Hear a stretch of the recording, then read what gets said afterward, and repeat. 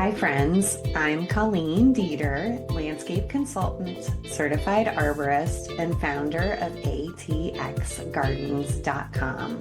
Welcome to the ATX Gardens podcast, where every other week I share simple, timely tips to help your garden thrive. Whether you're a seasoned green thumb or just getting started, you'll learn exactly what to do in your Central Texas garden right now. If you're watching on YouTube, don't forget to like and subscribe and find even more gardening resources at atxgardens.com. Hey there. Thanks for joining me today for episode 4 of the ATX Gardens podcast, airing on October 30th, 2025. I'm Colleen Dieter, landscape consultant at atxgardens.com, and today's episode is all about what to do in the first half of November. But before we get to our gardening to-do list, this episode is sponsored by my landscape consulting business, atxgardens.com. I help my customers by alleviating their anxieties about their yards. During a consultation, you can ask me anything about what to plant, how to care for your soil, tree problems, lawn maintenance, anything you can think of. This week, I met with Sally in Travis Country. She has 2 dogs in a very shady yard, and she wants to turn her backyard into a peaceful oasis for lounging and entertaining. And she was also wondering where she could locate a vegetable garden. So I suggested some redesign, changing the position of her planting areas and adding some pathways to destinations and some designated spaces for her dogs. We also talked about changing the type of furniture that she has for lounging so that it takes up a little less space and there will be a better kind of flow of walkway traffic through the yard. So I can answer all kinds of questions like that. And if you have similar questions to what Sally had, make an appointment with me today at atxgardens.com. So in general, for the fall, again, like I repeated in the last couple episodes, do not fertilize your plants right now. The fertilizer is going to stimulate growth, and we need the plants to slow down and not actively grow at this time of year because they're getting ready for winter. And we don't want any new growth that is not hardened off yet to be so vulnerable to cold weather. And so this time of year, using liquid humate or compost tea is something that's really good to use instead of fertilizer right now. And you can visit atxgardens.com for a compost tea recipe. And also, there's an Amazon affiliate link to buy liquid humate on Amazon, and I receive commissions for those sales. And now let's talk about our woody plants, so all the trees and shrubs. And November is perfect time for planting and transplanting woody plants, trees, shrubs, and vines, including those with fall color. So planting now gives the plants an opportunity to get settled in through the whole winter and spring, and they'll be nice and established before summer heat sets in. I know a lot of us don't think of Austin as a place with good fall color from trees, but Austin could have really good fall color if there was better tree diversity in our urban forest. Some really good native trees that are not often planted have great fall color, including rusty black haw viburnum, which is my favorite of the small trees, possum haw holly, Texas ash, and flame leaf sumac are all good small and medium-sized trees that provide fairly reliable fall color. So check those out if you're thinking about planting trees. There's always room for more small to medium-sized trees in our landscapes. At least that's what I like to tell myself. November kicks off the season when the deer are growing their antlers, and their new antlers have velvet on them. And the deer are trying to get that velvet off of their antlers. And so they will rub their antlers on new trees, on little trees, ones that you may have newly planted or are growing up on their own that you may want to preserve. And when they rub their antlers on the trees, that can cause severe damage or even kill a small tree.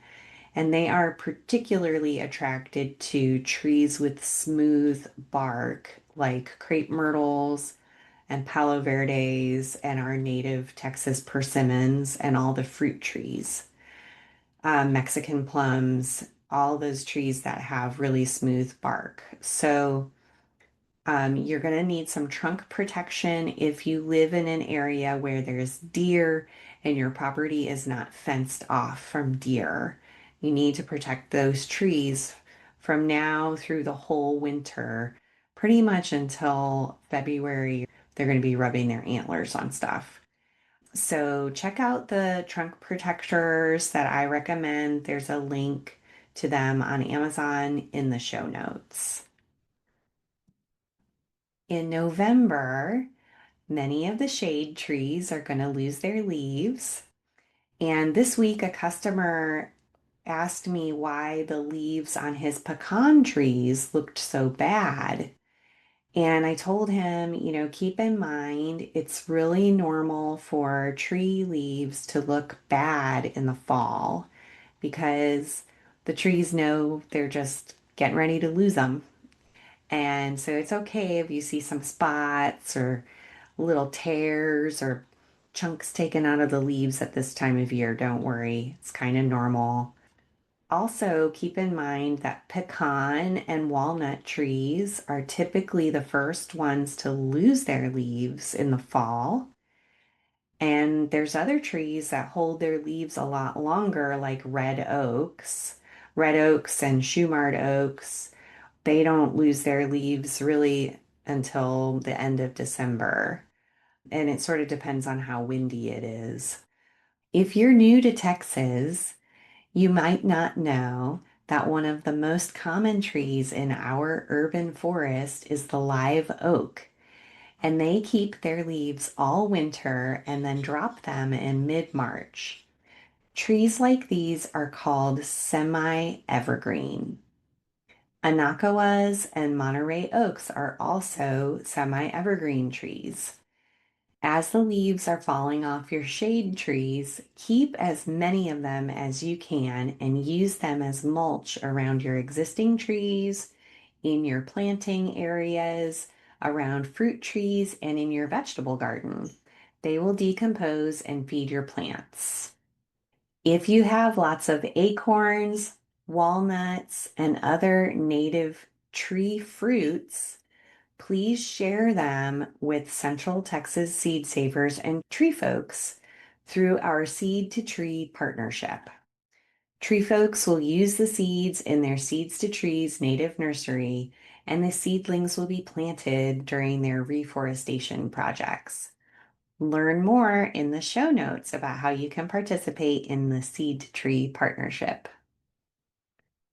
You've got to wait just a little bit longer to prune your trees. Once the weather turns colder and your trees have lost their leaves, then it's a good time to do some pruning. I will revisit that topic in future episodes. Okay, and now we're getting toward the middle of the podcast, and it's time for a word from our sponsors. And since I'm still just getting started, there's only one sponsor, and it's me.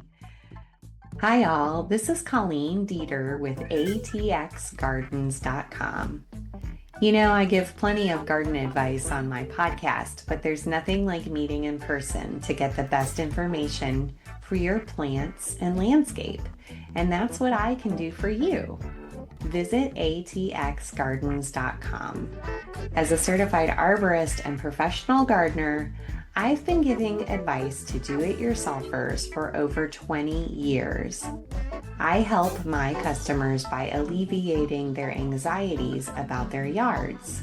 Visit atxgardens.com to book a consultation with me. During the consultation, we'll walk through your yard together and answer all of your questions. Also at atxgardens.com, you can shop Colleen's favorite things. That's garden apparel, tools, and books that I often mention during the podcast. From trees to vegetables to wildflowers, I'm here to help.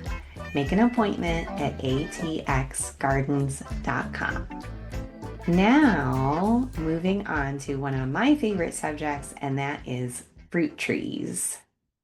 So for the first half of November, the fruit trees are starting to lose their leaves. Make sure you pick up any fruit that's fallen on the ground, even if it's all shriveled up and dried up. It's important to pick up as many fruits off the ground as you can and try to remove fruit tree leaves as they fall on the ground, especially from domestic fruit trees like peaches, apples, plums, and pears. I'm always encouraging folks to keep other leaves from other types of trees, like shade trees and native trees, but the domestic fruit trees need to be kept clean, and you have to pick up those leaves and fallen fruits because they can harbor insects and diseases that can reinfect your trees next spring. So try to pick up as much of that debris as is possible. You don't have to pick up every single last leaf. Just try to get as much as you can. Okay, now I was talking a little bit earlier about fall color, and I have to say I've found that the fruit trees have some of the best fall color in general, including my giant Fuyu Asian persimmon, which is bearing a very heavy harvest right now of delicious fruit, too. Remember to gather up tree leaves from your landscape, spread them around in the orchard, and they'll add valuable organic matter to the soil around your fruit trees. November is a good time to plant containerized palm and stone fruits. Palm fruits are the ones that have cores, like apples and pears, and the stone fruits are the ones that have pits, like peaches and plums. It's also a good time for containerized grape planting and for the persimmons that I mentioned earlier. By containerized, I mean trees that come in pots. Later in December and January, you can plant bare root fruit trees, and I will definitely talk about that in future episodes. So make sure you subscribe to the podcast so you don't miss it. For your palm and stone fruits, when your trees drop most of their leaves and they're almost bare or newly bare, spray them with copper soap to control bacterial canker and fungal diseases. If you have pears and apples, they are susceptible to a bacterial infection called fire blight, and spraying with copper soap can help prevent that. A lot of the stone fruits get canker diseases where you'll see kind of like jelly coming out of the bark. That's really, really common. And the copper soap can help prevent those diseases and prevent them from spreading and can help extend the life of your tree. So the time to spray is when they drop most of their leaves. Now, moving on to perennials and bulbs. The first half of November is really pushing the limits for planting warm season perennials and ornamental grasses. Those are the plants that typically grow up from the ground in the spring. They bloom in summer and fall, and then the tops die in the winter, and then they grow back again in the spring. So examples include lantanas, indigo spires, salvia, shrimp plants, 4 o'clocks. We have a lot of our favorite plants in Austin are warm season perennials. So you need to avoid planting them now, okay? If you have them already, get them in the ground as soon as possible. Otherwise, wait until spring to plant new warm season perennials and most ornamental grasses. Now, cool season perennials and certain types of bulbs are really good to plant in November. So, those are the plants that have the opposite life cycle of the typical warm season perennials. So, these are some of my favorite plants like columbines, spiderworts, and lyre-leaf sage. They grow back from their roots in the fall, and then they're green all winter, and they bloom in early spring. Okay, and then they go dormant in the summer. The tops of the plants die in the summer, and then in the fall, they do it all over again. All right, and they typically grow in the shade under trees that lose their leaves, and that way they can take advantage of the extra sun in the winter time, and then they go dormant in the summer when it's really dry and they're fully shaded. So they typically can tolerate freezing temperatures, so you can plant them now.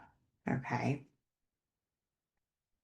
And I mentioned bulbs a minute ago too, and there's certain types of bulbs that can be planted in November, including Dutch irises, which I particularly like, leucojums, which are also known as snowdrops. I have the giant type in my front yard and I really like them. Rain lilies and iphions are all bulbs that you could plant now in November. Keep in mind that sometimes after you plant bulbs, you might not see them for a year or two. It can take a little bit of time for them to get established and get growing.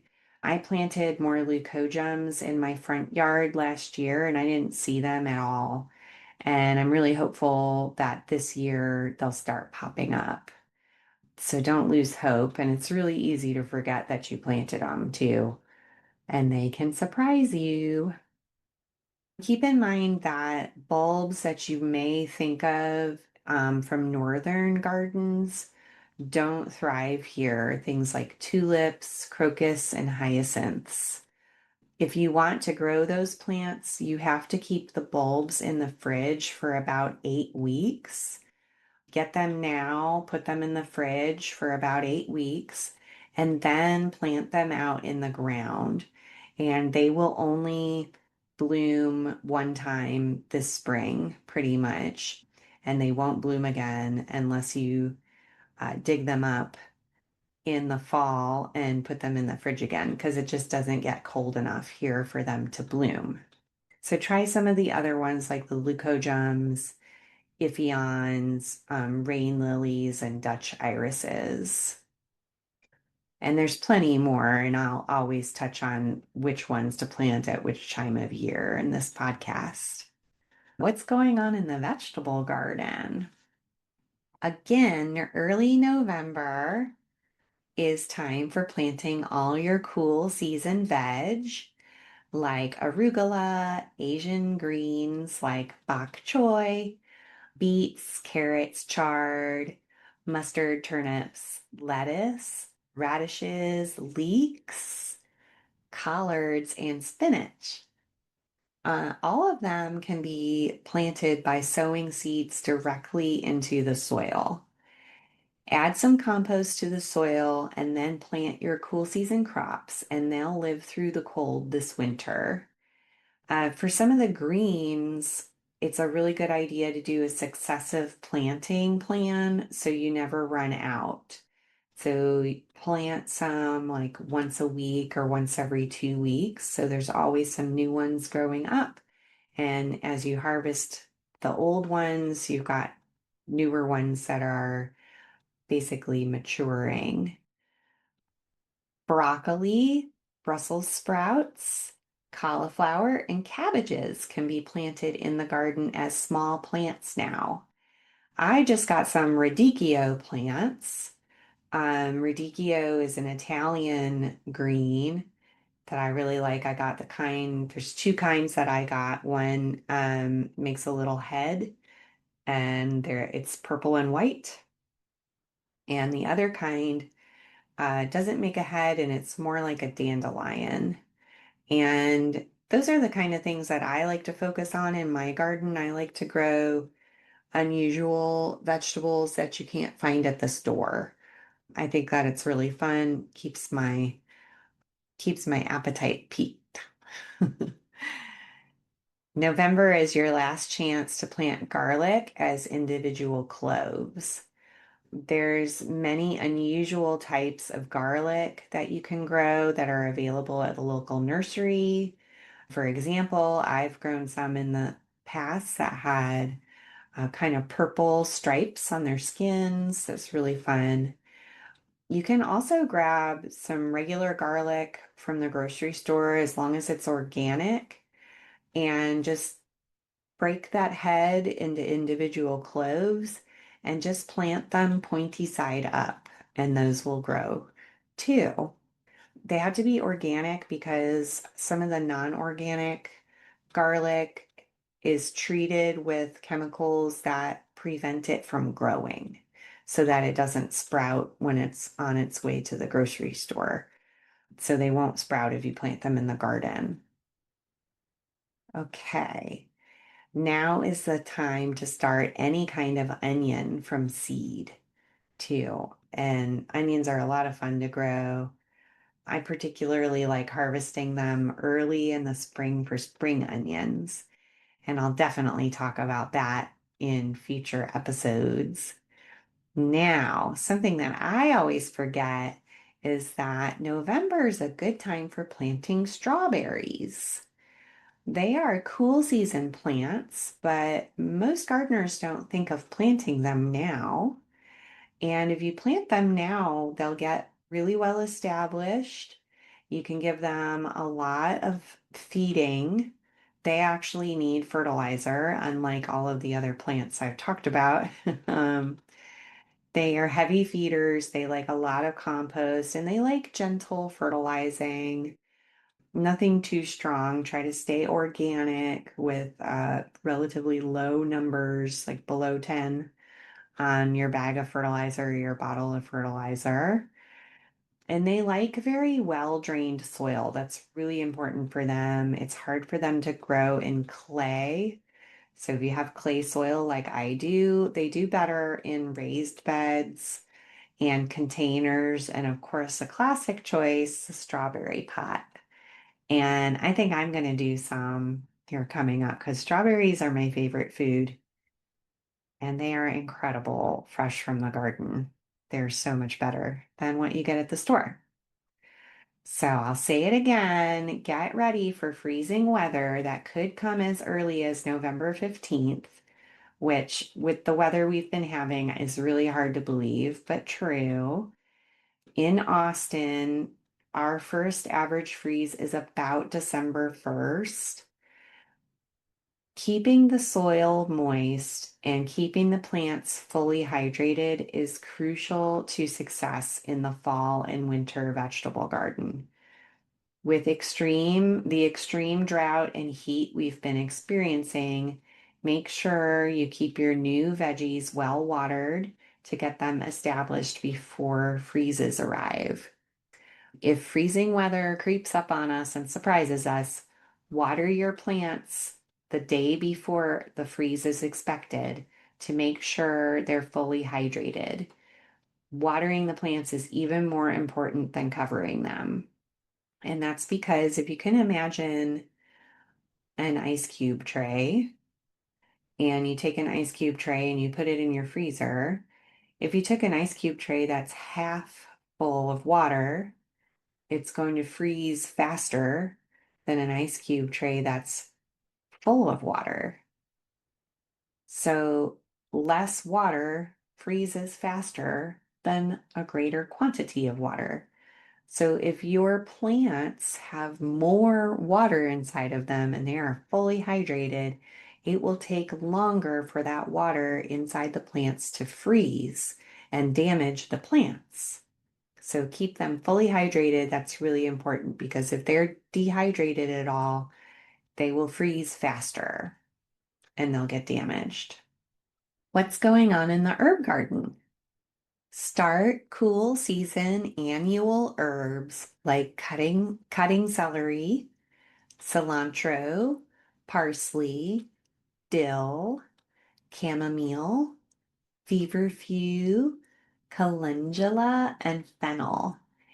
And all of those can be planted directly into the soil with seeds, or you can get small plants and plant them now.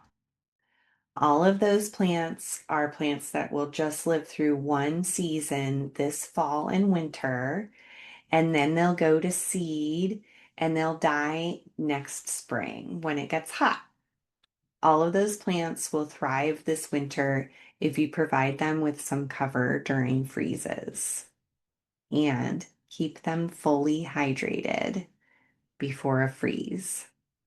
Some of our very cold hardy perennial herbs like mint, lemon balm, garlic chives, multiplying onions, monarda, catnip, and winter savory can all be planted now as small plants.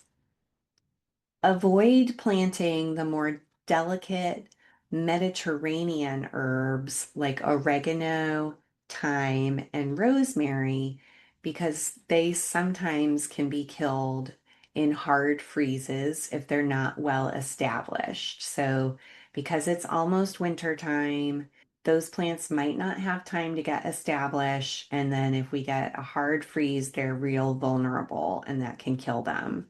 So if you have them on hand already, go ahead and put them in the ground. But if you don't have them, wait until spring to plant those Mediterranean herbs. Okay, now a little bit about lawn care. If you're still caring for a lawn, it's going dormant now. Make sure you keep those tree leaves off of the lawn. All right, it's really important to rake leaves off the lawn or run them over with a lawnmower to chop them up. If you let the leaves sit on the grass, they will shade the grass and kill it this winter.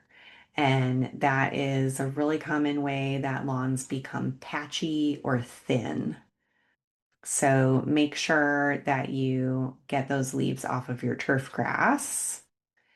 And November is a really good time to start the design process for removing lawn and replacing it with trees, perennials, and other beneficial plants. So make an appointment with me to learn how to approach a big project like that at atxgardens.com. And really, any kind of design overhaul that you're thinking of, November is a really good time to get that process started because you can do all your designing and thinking and planning during the winter. You can do some bed prep at the end of the winter, and then you'll be ready for planting in spring. You don't want to wait until spring to start planning. Now, November is also time to plant cool season annuals like pansies, violas, snapdragons, sweet peas, and cyclamen. Dianthus and their cousins, the carnations, are nice additions to the winter garden, and their flowers are edible. And snapdragons tend to be resistant to deer if you're gardening in a deer infested area. Okay, wildflowers. If you missed the window for planting wildflowers from seed, which November is getting a little late for planting from seed, you can plant them now as tiny plants or from live roots. Sometimes you can find bluebonnets, lemon horse mint, and firewheels, and sometimes evening primrose and mealy blue sage and stuff like that at the nurseries right now and through the winter in 6 packs and 4-inch pots. So look for those. They're kind of hard to find sometimes, but occasionally you'll see them at the nurseries. Native American Seed sells live roots of certain wildflowers and native grasses. I recommend Texas bluegrass that I got from them as live roots. It's a cool season ornamental grass that is rare and very beautiful. I really recommend it, and it can grow in light shade too, or full sun. It's really great. I have it in the shade at my house under the persimmon tree I was just telling you about. I have a bunch of events and classes coming up, and of course, all y'all are invited. Speaking of Native American Seed, they are one of the sponsors of the Seeding Hope Fall Festival fundraiser for Central Texas Seed Savers. Saturday, November 1st at Greensleeves Nursery in Pflugerville. Nessa from Microlife and Jay from Texas Gardener Magazine will be speaking, and I'm putting together a very special speech about how seed sharing changes the world and our lives. Tickets are $26 and include food and drink. Purchase tickets at atxgardens.com. All the proceeds go to Central Texas Seed Savers, an organization that I founded that is preventing extinction of our special Central Texas plants through seed sharing. Okay, then the following week, on Saturday, November 8th, Central Texas Seed Savers is holding our big annual seed swap at the Austin Public Library central location downtown. It's always tons of fun, and I look forward to it every year. This year, we're holding it in the gallery of the library, which is new, and I'm sure it's going to be delightful. Join us between 11 and 1. Bring any seeds you have to share, whether they're packaged commercial seeds or still attached to twigs from your garden. Even if you don't have any seeds to share, just come and join us. It's really fun. We always have tons of seeds available, so come on and get some. All are welcome. The event is free and you don't need to register. Then on Monday, November 17th, Williamson County Master Gardeners are hosting their monthly meeting, which starts at 6:30, and I will be presenting on tree planting and proper tree planting techniques. So, of course, some more information about all of those fun events will be available on my website at atxgardens.com. So that wraps up today's episode. Don't forget to check the show notes for links to tools, plants, and events that I mentioned. And if you're enjoying my podcast, please share with a fellow gardener. It really helps more Central Texans to find the show. Okay, we'll catch you next time. Thanks for listening to the ATX Gardens podcast. If you found this episode helpful, please follow, rate, and share it with your fellow Central Texas gardeners. For show notes, tools, and to book a consultation, visit atxgardens.com. Happy gardening, and I'll see you next time.